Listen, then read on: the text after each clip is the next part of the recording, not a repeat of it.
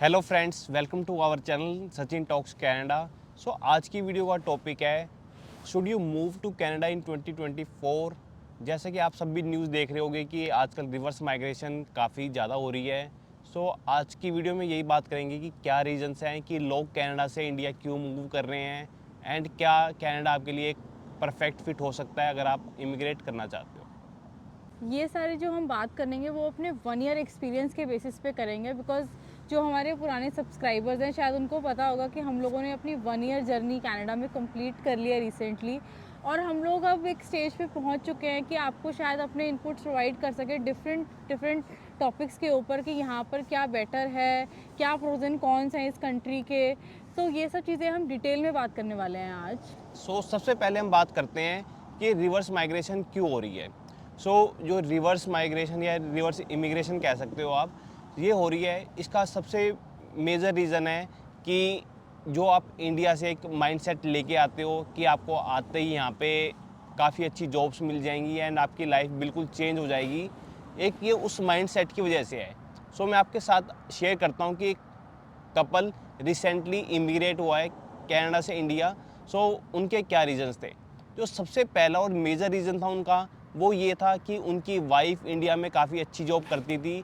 Then जो उनका course था, जिस फील्ड में वो जॉब करती थी, उस फील्ड में जॉब लेने के लिए कनाडा के अंदर आपको एक स्पेशलाइज्ड एजुकेशन चाहिए। ओनली देन आप प्रैक्टिस कर सकते हो।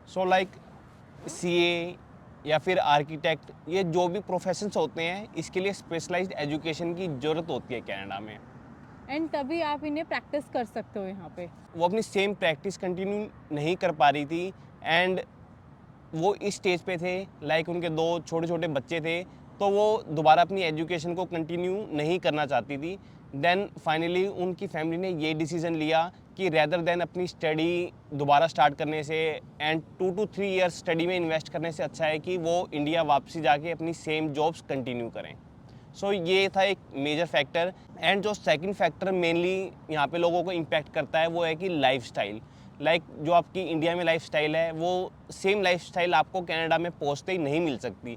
हमारे केस में हमने अपना घर डाउन साइज करा एंड उसके अलावा हम अपनी प्राइवेट कार से शिफ्ट होके हमें पब्लिक ट्रांसपोर्टेशन पे मूव करना पड़ा। ये भी कुछ फैक्टर्स होते हैं कि लोग कनाडा में एडजस्ट नहीं कर पाते। राइट। सो ये हम आपको एक कपल के एक्सपीरियंस बता रहे हैं जिनके साथ हम लोगों ने 1 to 1 बात करी उनके रिवर्स माइग्रेशन के रीजंस जानने के लिए। ऐसे बहुत सारे रीजंस होते हैं और इंडिविजुअल टू इंडिविजुअल वो डिपेंड करते हैं। अब हम लोग एक्चुअली बात करने वाले हैं अपने 1 ईयर एक्सपीरियंस के बेसिस पे कि हमें क्या लगता है कि क्या बेटर है कनाडा में और क्यों इंडिया बेटर है। इन सब टॉपिक्स पे हम डिटेल में बात करते हैं अपनी वीडियो के अंदर। अपने एक्सपीरियंस पे बढ़ने से पहले सबसे पहले हम आपको अपना बैकग्राउंड बता देते हैं, जिससे जो हमारे न्यूज़ सब्सक्राइबर हैं वो अपनी सिचुएशन और हमारी सिचुएशन के साथ कनेक्ट कर सकें। राइट। अंजलि एंड मी, हम दोनों की इंडिया में काफ़ी अच्छी हाई पेइंग जॉब्स थी and we were newly married also and I got a good opportunity from Canada and then we decided we should move to Canada. And then Canada move करने के लिए अंजलि को अपनी job वहाँ पे छोड़नी पड़ी एंड बट लकीली अंजलि को कनाडा आने के बाद जॉब मिल गई थी। ये तो था बैकग्राउंड। अब इसके बाद हम बढ़ते हैं कि हमारा 1 ईयर का पूरा एक्सपीरियंस क्या रहा। सबसे पहले जो और मेजर फैक्टर है, कनाडा एक एक्सपेंसिव कंट्री है, इसमें कोई डाउट नहीं है। आपको मेंटली प्रिपेयर होकर आना पड़ेगा कि जब कनाडा में आओगे आपको प्राइस डिफरेंस काफ़ी ज़्यादा मिलेगा। एंड एक्सपेंसिव में सबसे पहले जो मेजर फैक्टर आपकी सैलरी का जाता है, वो है रेंट। अगर आप अच्छा अर्न कर रहे हो, उसके बाद भी आपकी सैलरी का अप्रोक्स 30 to 35% रेंट में चला जाता है। अगर हम सेम चीज़ रेंट को अगर हम इंडिया में कंपेयर करें, तो हमें लगता है कि वहाँ पे हमारा खुद का घर था एंड यहाँ पे हम कितना ज़्यादा रेंट पे कर रहे हैं। उसके बाद जो हमारे डे टू डे एक्सपेंसेस होते हैं, वो होते हैं ग्रोसरी। ग्रोसरी को मैं यहाँ पे ज़्यादा डिस्कस नहीं करना चाहूँगा, क्योंकि ग्रोसरीज़ का इतना ज़्यादा डिफरेंस नहीं है एंड ग्रोसरी प्राइजेज़ आपके डिसीजन को इम्पैक्ट भी नहीं करेंगी। करेक्ट। बिकॉज जो प्राइस फ्लक्चुएशन होता है वो इंडिया में भी होता है और इंडिया कनाडा में भी होता है। ये एक मेजर फैक्टर नहीं होना चाहिए आपके डिसीजन के लिए। सो अगर आप इंडिया में अर्न कर रहे हो देन उसके बाद आपके सभी एक्सपेंसेस निकाल के भी आपकी सेविंग अच्छी खासी हो जाती है। बट कनाडा में ऐसा नहीं है। अगर आप सिंगल अर्निंग मेंबर हो घर में देन आपकी सेविंग काफ़ी मिनिमम होगी, बट आपका जो लाइफस्टाइल होगा वो आप लाइफस्टाइल मेंटेन कर सकते हो। जो हम सेविंग करते हैं वो किस लिए सेविंग करते हैं? सो सेविंग का सबसे बड़ा रीज़न होता है हमारा फर्स्ट होम इन कनाडा। सो जो हमारी इंडियन मेंटलिटी है वो यही है कि अगर आपके पास घर है देन आप वेल सेटल्ड हो, अगर आपके पास घर नहीं है देन आप सेटल्ड नहीं हो। जो यहाँ की हाउसिंग मार्केट है वो काफ़ी ज़्यादा अनप्रिडिक्टेबल है और जो हाउस प्राइसेस हैं वो काफ़ी ज़्यादा हो चुके हैं। सो अगर आप सिंगल अर्निंग मेंबर हो तो जो आपकी सेविंग होगी उस सेविंग से आपका डाउन पेमेंट सेव करने में भी आपको ऑलमोस्ट 4 to 5 ईयर्स लग जाएंगे। सो ये फैक्टर भी काफ़ी इम्पोर्टेंट है, ये आपको आपके डिसीजन में लेने में काम आएगा। राइट, बिकॉज ये फैक्टर कहीं ना कहीं काफ़ी नेगेटिव हो जाता है in terms of Canada immigration. अब हम सेकंड एंड मेजर फैक्टर की बात करते हैं, वो है जॉब्स। सो इंडिया में भी ample amount of IT jobs हैं एंड अगर हम कंपेयर करें कनाडा में भी ample amount of IT jobs हैं। बट कनाडा में आपको एक एज ये मिल जाता है कि अगर आप कनाडा में रह रहे हो उसके बाद भी यूएस की काफ़ी सारी कंपनीज हैं जो आपको हायर कर लेती हैं। सो जो आपकी जॉब मार्केट है वो इन कंपैरिजन टू इंडिया थोड़ा बड़ा है एंड जॉब मिलना थोड़ा ईजी है। सो अगर हम बात करें कि कनाडा अच्छा है जॉब पर्सपेक्टिव से या इंडिया अच्छा है, आई वुड से दोनों इक्वल हैं अगर आपके पास एक अच्छा स्किल सेट है। बिकॉज यहाँ पर सिर्फ और सिर्फ एक फुल टाइम जॉब का कल्चर नहीं है, यहाँ पे कॉन्ट्रैक्चुअल जॉब्स का भी कल्चर है। सो आपके पास अपॉर्चुनिटीज़ इमेंस हैं unless and until you have a good skill. So जो नेक्स्ट टॉपिक है हमारा वो है एजुकेशन, बिकॉज ये भी एक आपके लिए एक रेलिवेंट फैक्टर होगा कंसिडर करने के लिए जब आप इमिग्रेट कर रहे हो। सो सबसे पहले आपको ये पता ही होगा कि कनाडा के अंदर एजुकेशन फ्री है till 12th level and India के अंदर आपको एक अच्छा अमाउंट अपनी सेविंग्स का चला जाता है आपके बच्चों की पढ़ाई में।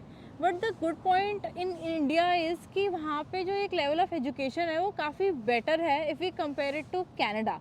बिकॉज हमारे खुद का एक्सपीरियंस नहीं है ये, बट हमने अपने जो रिलेटिव्स से बात की है इस बारे में वो खुद बताते हैं कि लेट्स से अगर उनका बच्चा इंडिया के अंदर जो 5th में पढ़ रहा था वो यहाँ पे कनाडा में उसको 3rd में पढ़ा रहे हैं। सो कहीं ना कहीं वो एक बहुत बड़ा लेवल डिफरेंस है इन टर्म्स ऑफ क्या वो इंडिया में पढ़ाया जाता है और क्या कनाडा में पढ़ाया जाता है। But the good point here in Canada is यहाँ पर सिर्फ और सिर्फ पढ़ाई को बुक के मीडियम से नहीं पढ़ाते हैं, वो लोग ओवरऑल एजुकेशन और ओवरऑल डेवलपमेंट के पर्सपेक्टिव से भी पढ़ाते हैं, वेदर चाहे वो को करिकुलर एक्टिविटीज़ हो चाहे वो और बाकी प्रैक्टिकल नॉलेज हो। सब हम अपने नेक्स्ट फैक्टर की बात करते हैं, वो है हेल्थ केयर।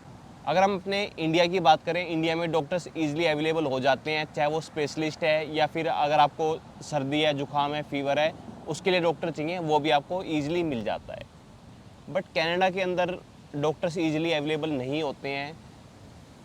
और ये एक बिटर फैक्ट है कि यहाँ पे डॉक्टर्स की थोड़ी सी कमी है बिकॉज आपके पास यहाँ पे इतने डॉक्टर्स अवेलेबल नहीं होते, तो यहाँ पे कुछ ऑल्टरनेटिव ऑप्शंस को आपको एक्सप्लोर करना पड़ता है। जैसे कि अगर आपके कोई बेसिक कंसर्न्स हैं, फीवर कोल्ड, तो आप वर्चुअल केयर्स के थ्रू आप कनेक्ट कर सकते हो वर्चुअल नर्स प्रैक्टिशनर से, डॉक्टर से, उनसे आप एडवाइस ले सकते हो। But to be very honest जो अगर कोई क्रिटिकल या फिर कोई इमरजेंसी कंडीशन है वहाँ पर हमने भी सुना है कि एटलीस्ट आपको 4 to 5 आवर्स का वेट मिलता है।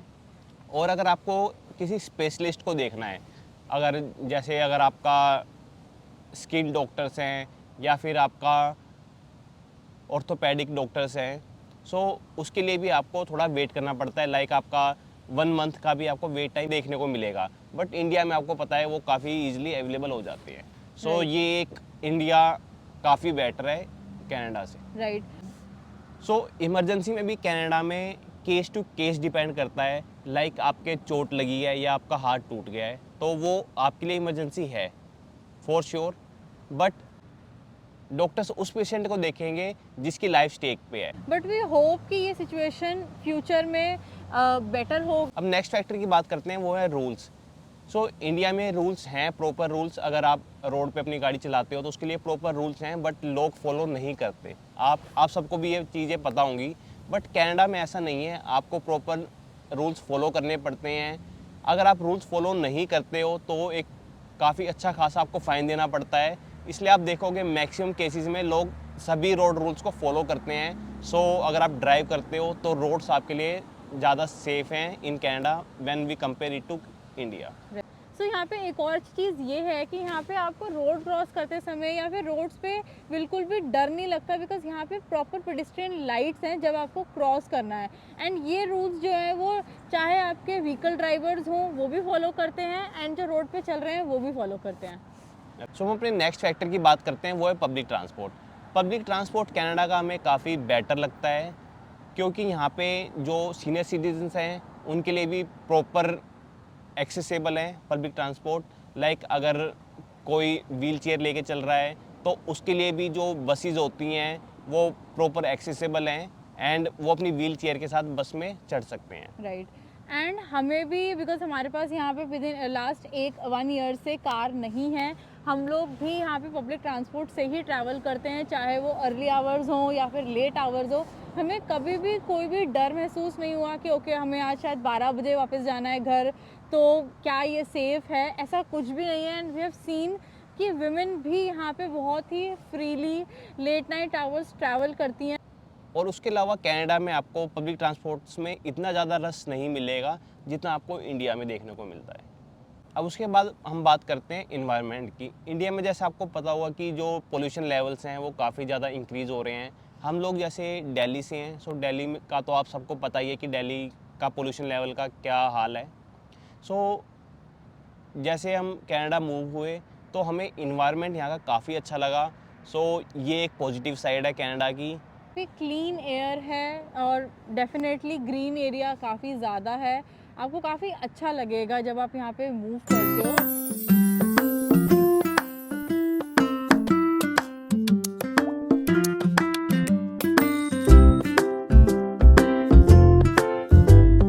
तो अगर आपको सीनिक व्यूज़ पसंद है एंड अगर आप ग्रीनरी के बीच में रहना पसंद करते हो, सो Canada is the best country for you.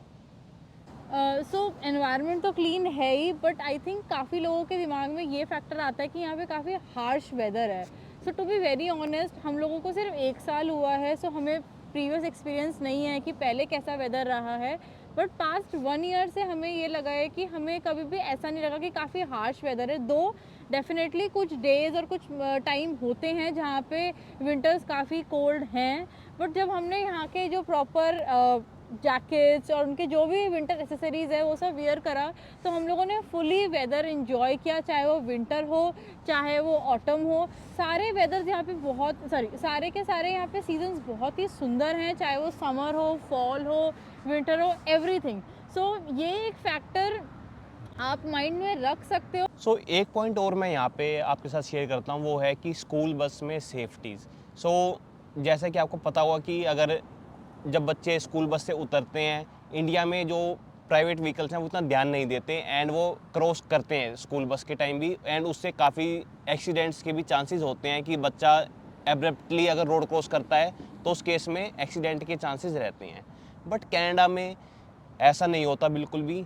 School bus से जब बच्चे उतरते हैं उस केस में उस स्कूल बस को कोई भी प्राइवेट व्हीकल ना ही उसके फ्रंट साइड से क्रॉस कर सकता है ना ही बैक साइड से क्रॉस कर सकता है। अगर कोई करता है तो उसके ऊपर हैवी फाइन है एंड उसका लाइसेंस भी सीज हो सकता है। सो बच्चों के लिए काफ़ी ज़्यादा सेफ्टी है यहाँ पे। बात करते हैं कनाडा एंड इंडिया के हेल्थ इंश्योरेंस की। सो जो इंडिया का हेल्थ इंश्योरेंस है वो आपको इमरजेंसी केसेस में ही काम आता है, बट जो कनाडा का हेल्थ इंश्योरेंस है वो आपकी मेंटल हेल्थ को भी काफ़ी प्रायोरिटी देता है। लाइक आपका अगर आपको साइकेट्रिस्ट से कंसल्ट करना है या एंड अगर आपका जो वर्क लाइफ बैलेंस को मेंटेन करने के लिए जो आपका वर्क का स्ट्रेस है उसको रिलीज़ करने के लिए जो मसाजेज होती हैं या आपका कायरोप्रैक्टर सेशंस हैं, अगर आपको इन सब की किसी की भी नीड होती है तो वो सारा का सारा भी आपके इंश्योरेंस के अंदर कवर होता है। सो कनाडा का जो हेल्थ इंश्योरेंस है वो आपको होलिस्टिक हेल्थ के ऊपर फोकस रखता है। सो इसके अलावा एक चीज़ और है डेंटल। इंडिया में आपको पता होगा डेंटल चीप है when we compare it to Canada, but जो कनाडा का हेल्थ इंश्योरेंस है वो आपका डेंटल कवर करता है। सो लाइक मेरे केस में मैं 2-3 बार डेंटिस्ट के पास गया हूँ। अगर मुझे अपनी आउट ऑफ पॉकेट पे करना पड़ता तो वो अप्रोक्स 50 to 60,000 रुपीज़ हो जाते, बट जो यहाँ का इंश्योरेंस है उसने 100% वो कवरेज करा है, सो इट्स गुड। बट अगर आप इंडिया में डेंटिस्ट के पास जाते हो वो किसी भी इंश्योरेंस में कवर नहीं होता। यस, ऑल्सो ये फैक्टर थोड़ा यहाँ पे डिफर कर सकता है कि आपकी ऑर्गेनाइजेशन आपको किस टाइप का हेल्थ इंश्योरेंस कवर कर रही है। सो अब जो नेक्स्ट चीज़ है वो है जो वर्क लाइफ बैलेंस यहाँ पे कैसा है। इंडिया में आपको पता होगा कि जो इंडिया का आईटी सेक्टर है उनको यूएस और जो कनाडा में जो लोग बैठे हैं उनके टाइम के अकॉर्डिंग मीटिंग शेड्यूल करनी पड़ती है, एंड उनके टाइम के अकॉर्डिंग आपको काफ़ी बार काम करना पड़ता है। राइट, बट यहाँ पे ऐसा नहीं होता। जो यहाँ के लोग होते हैं वो अपना वर्क टाइमिंग को लेके काफ़ी स्ट्रिक्ट रहते हैं। अगर उन्हें 5 PM पे लॉग आउट करना है तो लॉग आउट करेंगे। सो कनाडा में ये अपनी फैमिली को काफ़ी ज़्यादा इंपॉर्टेंस देते हैं, एंड कोई भी इनके हॉलीडे टाइम पे कॉल नहीं करता है, एंड उनकी प्राइवेसी को काफ़ी इंपॉर्टेंस दी जाती है। राइट। आई थिंक ये हमारा इंडिया में रह के शायद हमारा ये माइंडसेट ऐसा ट्यून हो चुका है कि सिर्फ काम ही काम करना है, अपने आप को रिलैक्सेशन टाइम नहीं देना, वेकेशंस नहीं देने हैं, और फैमिली को शायद थोड़ा बहुत टाइम मिल गया तब भी इट्स ओके। बट ऐसा कुछ यहाँ पर कल्चर नहीं है। यहाँ पे काफ़ी ज़्यादा ये लोग प्रायोरिटी देते हैं कि आप अपनी फैमिली को भी इक्वल इम्पोर्टेंस दो और टाइम दो, which is very good in I think as we consider it. So Canada में लोग 1 मंथ की वेकेशन पे भी जाते हैं। सो बट इंडिया में मैंने आज तक कभी किसी को नहीं देखा कि कोई 1 मंथ की वैकेशन लेके अपना आउट ऑफ कंट्री घूमने जा रहा है, या फिर अपनी मेंटल हेल्थ को अच्छा रखने के लिए इतनी सारी वैकेशंस एक साथ ले रहा है। राइट। सो ये था हमारा पूरी 1 ईयर जर्नी, एंड हमने अपने सारे फैक्टर्स आपके साथ शेयर कर दिए हैं। बट अगर अब भी आपके कोई डाउट्स हैं तो आप हमसे पूछ सकते हैं कमेंट सेक्शन में, एंड हम अपने एक्सपीरियंस के अकॉर्डिंग उसका आंसर आपको ज़रूर करेंगे। एंड ऑल्सो एक चीज़ ये है कि जब आप आ रहे हो तो आप किसी और की जर्नी को as a ideal scenario consider मत करो, बिकॉज सबका पर्सपेक्टिव अलग होता है। शायद हमारे केस में हमारे साथ हमारे किड्स नहीं हैं हमारे, तो हमारा पर्सपेक्टिव अलग था, किसी और जिसके पास किड्स हैं उनका पर्सपेक्टिव अलग है। सबकी जर्नी डिफरेंट है, सबका स्ट्रगल डिफरेंट है, एंड डेफिनेटली आप यहाँ पे आके अपनी लाइफ ज़ीरो से स्टार्ट करते हो तो आपको स्ट्रगल तो रहेगा। तो इसके साथ एक और फैक्टर मैं आपको बताता हूँ कि जैसे आप कनाडा आते हो तो आपको लगेगा कि लोग 150K 200K कमा रहे हैं, बट आप उनसे काफ़ी कम कमा रहे हो।